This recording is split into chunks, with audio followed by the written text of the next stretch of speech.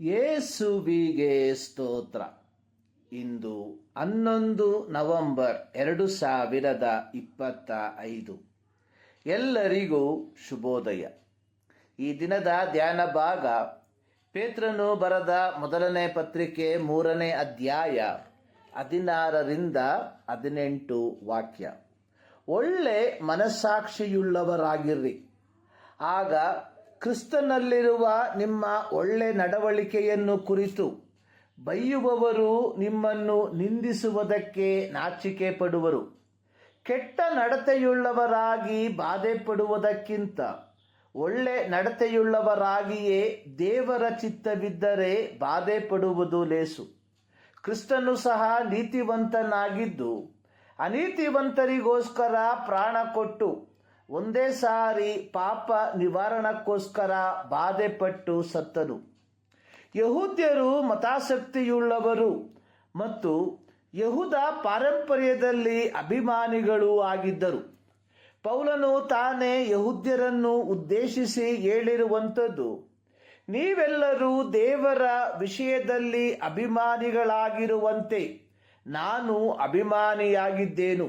ಅಪೊಸ್ತಲರ ಕೃತ್ಯ 22ನೇ ಅಧ್ಯಾಯದ 3ನೇ ವಾಕ್ಯ. ಆದರೆ ಪೌಲನು ರೋಮಾಪುರದ ಸಭೆಗೆ ಪತ್ರಿಕೆಯನ್ನು ಬರೆಯುವಾಗ ಅಲ್ಲಿ ಅವರನ್ನು ಉದ್ಧರಿಸಿ ಹೇಳಿರುವಂಥದ್ದು, ಧರ್ಮಶಾಸ್ತ್ರದಲ್ಲಿ ಅಭಿಮಾನಿಯಾಗಿರುವ ನೀನು ಧರ್ಮಶಾಸ್ತ್ರವನ್ನು ಮೀರಿ ನಡೆದು ದೇವರನ್ನು ಅವಮಾನಪಡಿಸುತ್ತೀಯೋ. ನಿಮ್ಮ ದೆಸೆಯಿಂದ ಅನ್ಯ ಜನರಲ್ಲಿ ದೇವರ ನಾಮವು ದೂಷಣೆಗೆ ಗುರಿಯಾಗುತ್ತದೆಂದು ಬರೆದದೆಯಲ್ಲ. ರೋಮಾಪುರದವರಿಗೆ ಬರೆದ ಪತ್ರಿಕೆ 2ನೇ ಅಧ್ಯಾಯದ 23ನೇ ವಾಕ್ಯ. ಇಸ್ರಾಯೇಲ್ಯರು ಕಾನಾನ್ ದೇಶದಲ್ಲಿ ವಾಸಿಸುತ್ತಿದ್ದಾಗ ಯೆಹೋವನಿಗೆ ವಿರುದ್ಧವಾಗಿ ಪಾಪ ಮಾಡಿದ್ದರ ಫಲವಾಗಿ ಯೆಹೋವನು ಅವರನ್ನು ಅಶ್ಶೂರ್ಯಕ್ಕೂ ಬಾಬೇಲಿಗೂ ಯುದ್ಧ ಕೈದಿಗಳಾಗಿ ಗಡೀಪಾರು ಮಾಡಿದನು.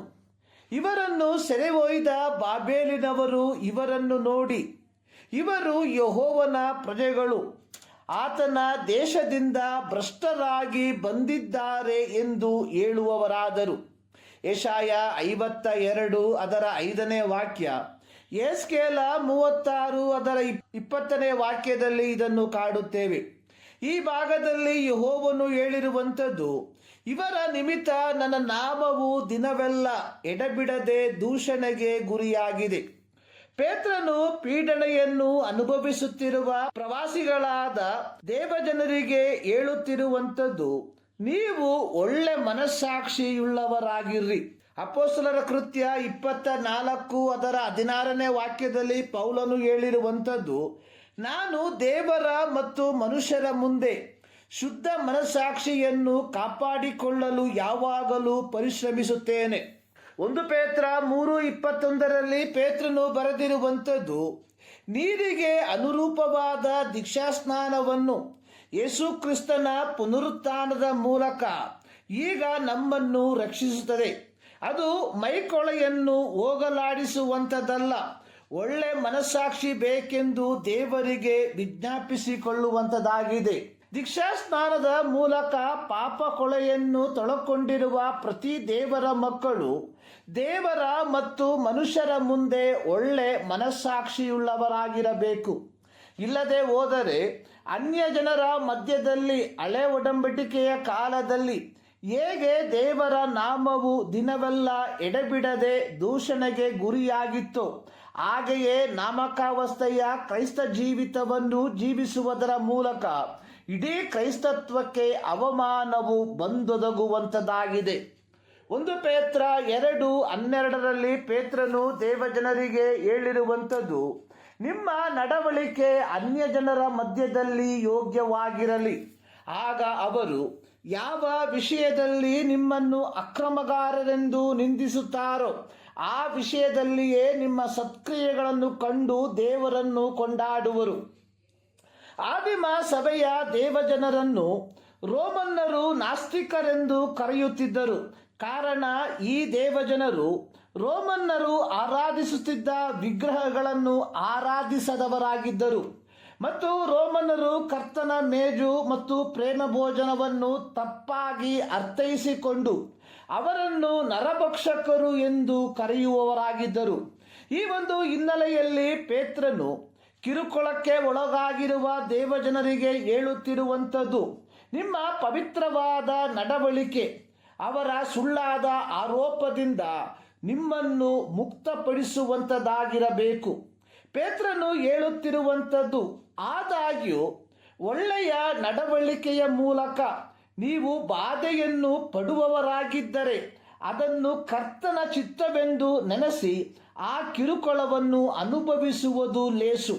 ಅಪೊಸ್ತಲರ ಕೃತ್ಯ 5ನೇ ಅಧ್ಯಾಯದಲ್ಲಿ ಬರೆದಿರುವಂಥದ್ದು, ಯಹೂದ ಅಧಿಕಾರಿಗಳು ಅಪೊಸ್ತಲರನ್ನು ಕೈದು ಮಾಡಿಸಿ ಅವರನ್ನು ಸೆರೆಮನೆಯಲ್ಲಿ ಹಾಕಿ ನಂತರ ಅವರನ್ನು ಒಡೆಸಿ ಅವರಿಗೆ ಯೇಸುವಿನ ಹೆಸರನ್ನು ಹೇಳಿ ಮಾತನಾಡಬಾರದೆಂದು ಅಪ್ಪಣೆ ಕೊಟ್ಟು ಅವರನ್ನು ಬಿಟ್ಟರು. ಅಪೊಸ್ತಲರು ತಾವು ಆ ಹೆಸರಿನ ನಿಮಿತ್ತ ಅವಮಾನ ಪಡುವುದಕ್ಕೆ ಯೋಗ್ಯರೆನಿಸಿಕೊಂಡೆವೆಂದು ಸಂತೋಷಿಸುತ್ತಾ ಇಡೀ ಸಭೆಯ ಎದುರಿನಿಂದ ಹೊರಟು ಹೋಗಿ ದೇವಾಲಯದಲ್ಲಿಯೂ ಮನೆಯಲ್ಲಿಯೂ ಯೇಸುವಿನ ವಿಷಯವಾದ ಶುಭ ವರ್ತಮಾನವನ್ನು ಸಾರುತ್ತಾ ಇದ್ದರು. ಅಪೊಸ್ತಲರ ಕೃತ್ಯ 5ನೇ ಅಧ್ಯಾಯ 40-42 ವಾಕ್ಯ. 1 ಪೇತ್ರ 2:20 ಪೇತ್ರನು ಬರೆದಿರುವಂಥದ್ದು, ಅದು ಸೇವಕರ ವಿಷಯದಲ್ಲಿ ಪೇತ್ರನು ಹೀಗೆ ಹೇಳಿದ್ದಾನೆ, ತಪ್ಪು ಮಾಡಿ ಗುದ್ದು ತಿನ್ನುವುದರಲ್ಲಿ ನೀವು ತಾಳ್ಮೆಯಿಂದಿದ್ದರೆ ಅದರಿಂದೇನು ಕೀರ್ತಿ, ಆದರೆ ಒಳ್ಳೆಯದನ್ನು ಮಾಡಿ ಬಾಧೆ ಪಡುವುದರಲ್ಲಿ ನೀವು ತಾಳ್ಮೆಯಿಂದಿದ್ದರೆ ಅದು ದೇವರ ಮುಂದೆ ಶ್ಲಾಘ್ಯವಾಗಿದೆ. ಕ್ರಿಸ್ತನು ಸಹ ನಿಮಗೋಸ್ಕರ ಬಾಧೆಯನ್ನು ಅನುಭವಿಸಿದನು. ಇಲ್ಲಿ ಪೇತ್ರನು ಯೇಸು ಕ್ರಿಸ್ತನ ಶಿಲುಬೆಯ ಮರಣವನ್ನು ಈ ರೀತಿಯಾಗಿ ವರ್ಣಿಸುವವನಾಗಿದ್ದಾನೆ. ನೀತಿವಂತನಾದ ಯೇಸು ಕ್ರಿಸ್ತನು ಅನೀತಿವಂತರಾದ ಮನುಕುಲಕ್ಕಾಗಿ ಕಿರುಕುಳವನ್ನು ಅನುಭವಿಸಿ ಮರಣವನ್ನು ಸಹಿಸಿದನು ಎಂಬುದಾಗಿ.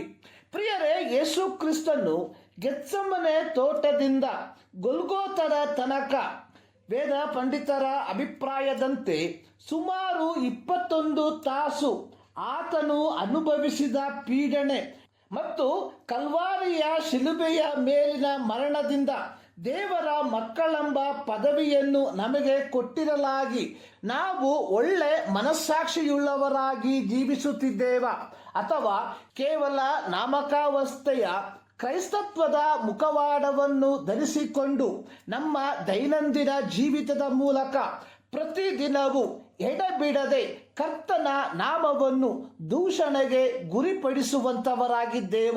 ಒಮ್ಮೆ ಯೋಚಿಸಿ ನೋಡಿ. ಈ ಮುಂಜಾನೆಯಲ್ಲಿ ಸರ್ವಶಕ್ತನಾದ ದೇವರು ಈ ಅಧ್ಯಯನದ ಮೂಲಕ ನಿಮ್ಮನ್ನು ಆಶೀರ್ವದಿಸಲಿ.